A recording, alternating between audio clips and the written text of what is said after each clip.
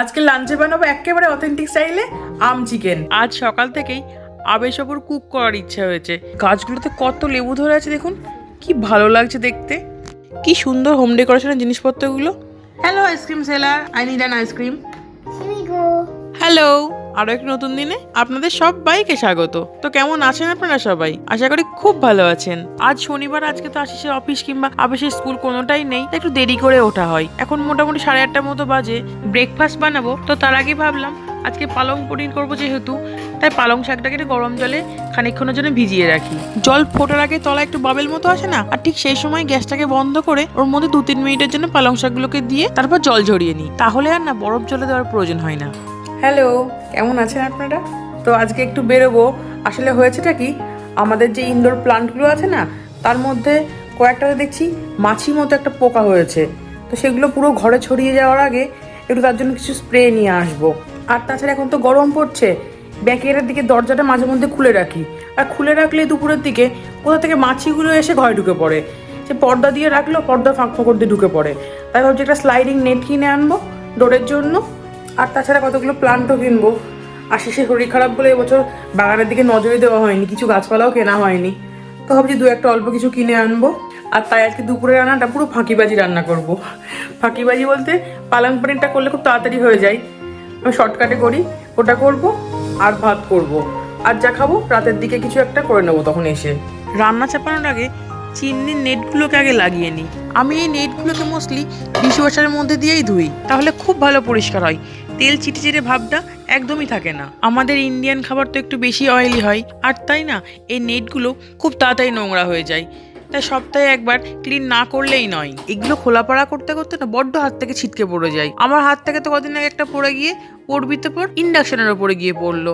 আর ইন্ডাকশনের ওপরটা যেহেতু glass top, আর একটা বার্নারের ওপরে পড়ে বার্নারটা পুরো ড্যামেজ হয়ে গেছে। আর এদিকে দেখুন কত চড়াই পাখি খেতে এসেছে। এই ছোট ছোট দানাগুলো দিলে ওরা খুব ভালো খায়। আর ওইদিকে যে বাদাম দেওয়া ফিডারটা আছে না, ওর মধ্যে দিলে ঘুঘু, পায়রা এরা আবার খুব বড্ড ভালোবাসে খেতে। Not pigeon, Sparrow. ওই আসতে যেতে বললাম তোকে, যাস না কাছে জোরে।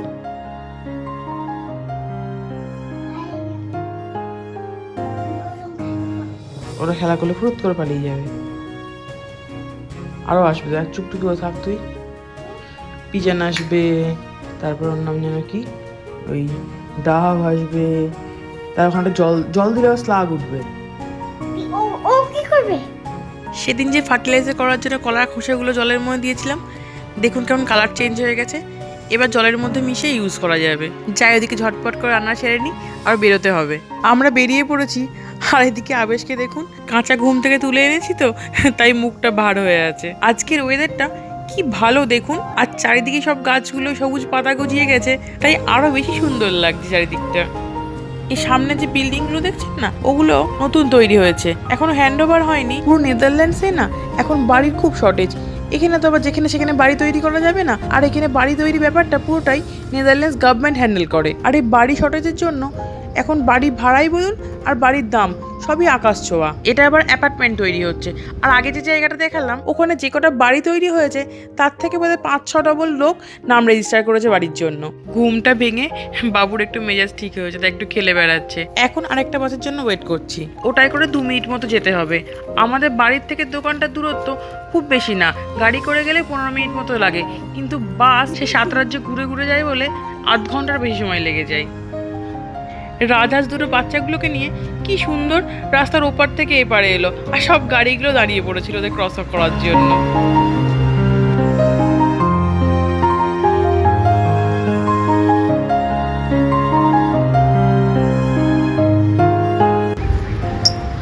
দেখো না কি এগুলো, ডাক নয়, এগুলো সোয়ান। এই দোকানটা কিন্তু শুধুই যে গাছের তা নয়, এখানে বাড়ি তৈরির A to Z জিনিসপত্র সব কিছু পাবেন এখানে। এই যে বাঁদিকে দেখুন না, বাগানের টাইলসের স্যাম্পেল দেওয়া রয়েছে।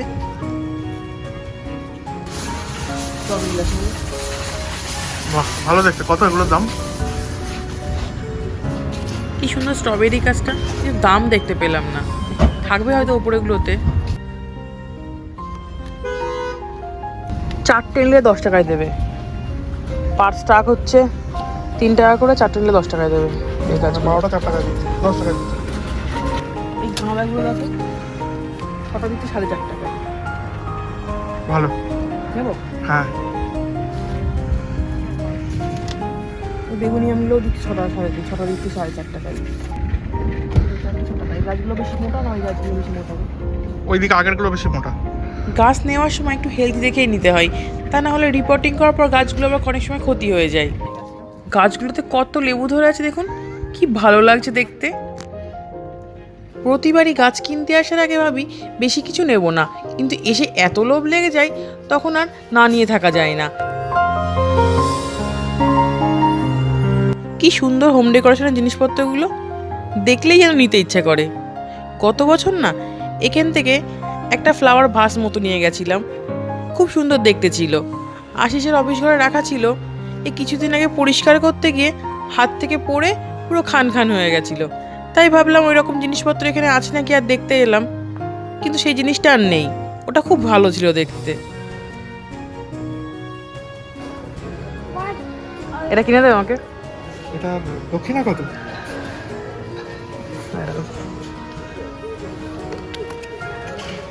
300।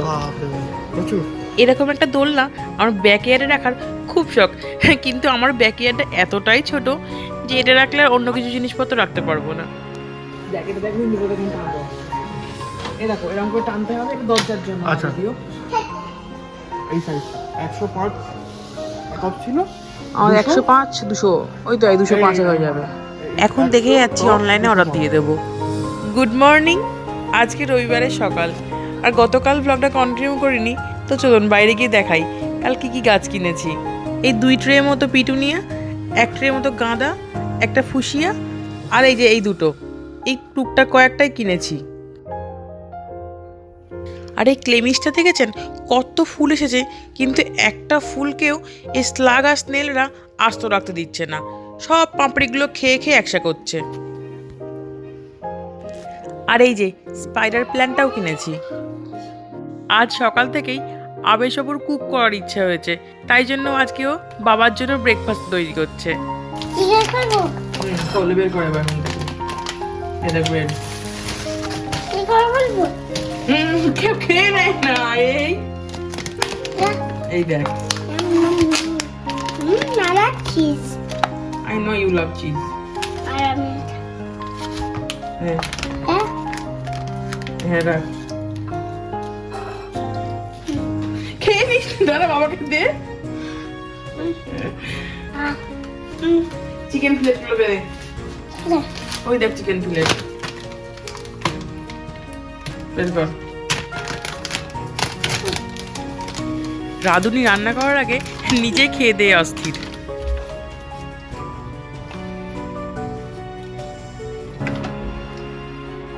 এর উপরে দিয়ে দে। স্যান্ডউইচ। স্যান্ডউইচ হয়েছে, ইয়েস। মেরে ঘর আয়া এক চোর। কি করে? এই চিজটা তো বড় পাওয়া যাবে না, পিস বেশি। অত বড় সব শুদ্ধ কেউ খায় না। ওই দেখ, ছেলেটা চিজ খেতে এত পছন্দ করে যে চিজ দেখলেই খাবো খাবো করবে। তুমি কালকে ফ্যান বের করে আনলে গরম লাগছে বলে, আজকে আবার জ্যাকেট ম্যাকেট পরে ঘুরে বেড়াচ্ছ। তা ওরকম জ্যাকেট পরার মতো ঠান্ডা নেই। ঠান্ডা লাগছে। এই তো কালকে তোমার গরম লাগছে, তোমার অতটাও গরম ছিল না। তোমার সবকিছু অতিরিক্ত মাত্রাই লাগে। কোনটা কোনটা কোনটা? এটা এ বাবা, এখানে তো পাখিতে পায়খানা করে দিয়েছে দেখো, পরশুদিনকে পরিষ্কার করে দিয়ে গেল। পায়খানা। ওদের পু করে দিয়েছে দেখ, বার্থডে। কি কালার? ছি। কি কালার? কালার আছে। Hello ice cream seller, I need an ice cream. ওটা ওটা Maybe with a cone? তবে হ্যাঁ black. I need green one. ও here we go. Thank you. সেলাররা লোকের কাছে বেঁচে আবার সেটাই খেয়ে নেয়। আজকে লাঞ্চে বানাবো একেবারে অথেন্টিক স্টাইলে আম চিকেন, আর তার জন্য কি কি লাগছে দেখে নিই। প্রথমে আমি চিকেনটাকে কাঁচা আম বাটা দিয়ে 1 ঘন্টার জন্য ম্যারিনেট করে রাখবো। আমার 1 ঘন্টা হয়ে গেছে, এবার আমি কড়াইয়ে তেল দিয়ে দিচ্ছি। এটা কিন্তু একেবারে খাঁটি বাঙালি রান্না, আর তাই পুরোটাই সর্ষের তেলে রান্না হবে। ফোড়নের জন্য আমি এখানে একটা বড় এলাচ আর দারচিনিকে খানিকটা হামানদিস্তায় থেতো করে দিয়ে দিয়েছি। এরপর তেলের মধ্যে আমি কুচো পেঁয়াজ দিয়ে দিলাম। এখানে কোনো পেঁয়াজ বাটা পড়বে না বলে কুচোটা একটু বেশি লাগবে। পেঁয়াজটা ভাজা হতে হতে আমি এখানে মশলার পেস্টটা বরঞ্চ বানিয়ে নিই। এখানে আমি গুঁড়ো গোলমরিচ, ধনে জিরে গুঁড়ো আর কাশ্মীরি লঙ্কার গুঁড়োর সাথে গরম জল মিশিয়ে একটা পেস্ট বানিয়ে নিচ্ছি। ও আর সাথে হলুদও দিয়েছি। আমি বোঝার সুবিধার্থে এখানে ম্যাঙ্গো চিকেন বললাম ঠিকই, কিন্তু অ্যাকচুয়াল ম্যাঙ্গো চিকেন পাকা আম দিয়ে হয়, আর এটাকে অনেকে আম মুরগিও বলে। পেঁয়াজের রঙটা একটু স্বচ্ছ হয়ে এলে এর মধ্যে আমি আদা আর রসুন বাটা 1 চামচ করে দিয়ে দিয়েছি। গন্ধটা চলে যাওয়া অবধি কষিয়ে নিয়ে ওর মধ্যে ওই পেস্ট করা মশলাটা দিয়ে দিতে হবে। এবারে এই মশলার থেকে তেল ছেড়ে এলে ওই ম্যারিনেটেড চিকেনটা এর মধ্যে অ্যাড করে দিতে হবে। এবার চিকেনের থেকে জল বেরোলে ওর মধ্যে চিড়ে রাখা কাঁচা লঙ্কা আর স্বাদ মতো নুন দিয়ে ভালো করে কষিয়ে নিতে হবে। চিকেনটা হয়ে এলে নামানোর আগে চিনি দিতে হবে। আর এই চিকেনটার স্বাদটা কিন্তু টক মিষ্টি ঝাল হবে, তা চিনিটা স্বাদ মতো দিতে হবে। আর সবশেষে আঁচ বন্ধ করে খানিকটা গ্রেটেড কাঁচা আম দিয়ে খানিকক্ষণের জন্য ঢেকে রাখতে হবে। রান্নার পরে এই কাঁচা আমটা দিলে একে তো ফ্লেভারটা আসবেই, আর তার সাথে না মুখে ছোটো ছোটো কাঁচা আমের দানাগুলো পড়লে খুব সুন্দর লাগে খেতে। আমাদের সবারই স্নান টান মোটামুটি হয়ে গেছে, আর আজকে বাইরে বেশ ভালো গরম আছে। এই দুপুরের থেকে রোদটা পুরোটা আমাদের ব্যাকইয়ার্ডে পড়ে তো, আর তাই জন্য সানসেটটা খুলে দিতে হয়। আর এদিকে আমাদের আবেশবাবু ভাত ঘুম দিচ্ছে এখন। ওদিকে আশিসও খেতে বসে পড়েছে।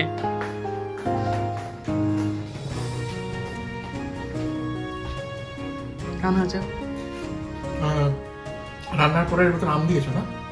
হ্যাঁ, কাঁচা আম গ্রেট করে দিয়েছি। আমের একটা সুন্দর গন্ধ যাচ্ছে। এই দাঁড়াও, খাই, একটু খেতে দাও, আস্বাদন করে খেতে দাও। ক্যামেরাটা বন্ধ করো। আবেশ খানিকক্ষণ আগে ঘুম থেকে উঠে এখন আইসক্রিম খাচ্ছে। আর এই আইসক্রিমটা আমরা বাড়িতে বানিয়েছিলাম 2 দিন আগে, খেতে খুব সুন্দর হয়েছিল। এর একটা শর্ট ভিডিও দিয়েছি আমি এই চ্যানেলেই, চাইলে আপনারা দেখে নিতে পারেন। দাঁড়া